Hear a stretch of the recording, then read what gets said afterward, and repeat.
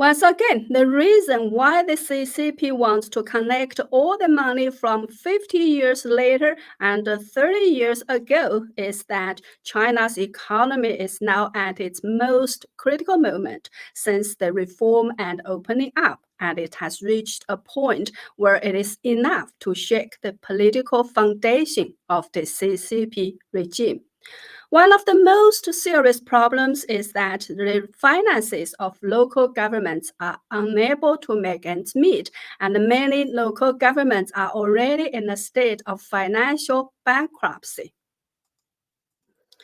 In the first 5 months of this year, the national general public budget revenue dropped by 2.8% year-on-year. In terms of tax revenue, which is called as the economic barometer, the national tax revenue dropped by 5.1% year-on-year.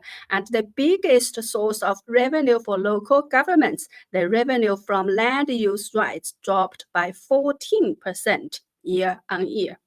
Recently, there were rumors on the internet that even Shanghai, which was always been the best financial shape in the country, had to borrow 10 billion yuan from 5 temples in its jurisdiction as short-term working capital in order to balance its financial statement for the first half of this year, although the government quickly came out to deny these rumors. Last year, another city in China, Tianjin, was also said to have borrowed money from a temple to pay its civil servants. In some cities, some bus lines have been shut down because they can't afford to pay wages, and in some places, there is no one to collect the garbage because they can't pay their sanitation workers. In addition, China's financial risks are also increasing.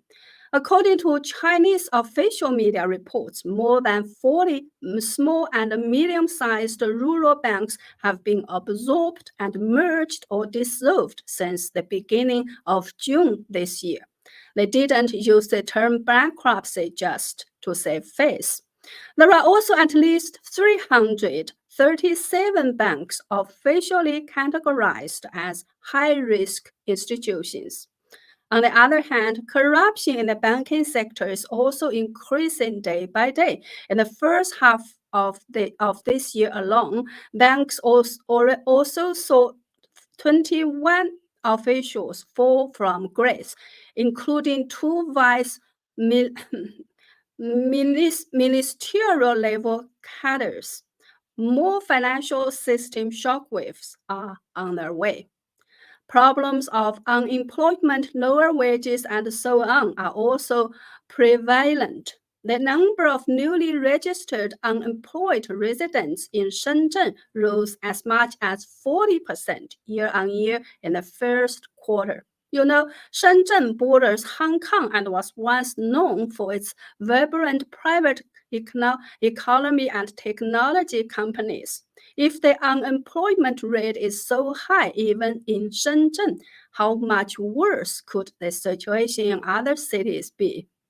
In addition, half of this year's 11.79 million college graduates have yet to find jobs. There have also been vicious incidents all over China as the economy collapses, leading to a lack of livelihoods.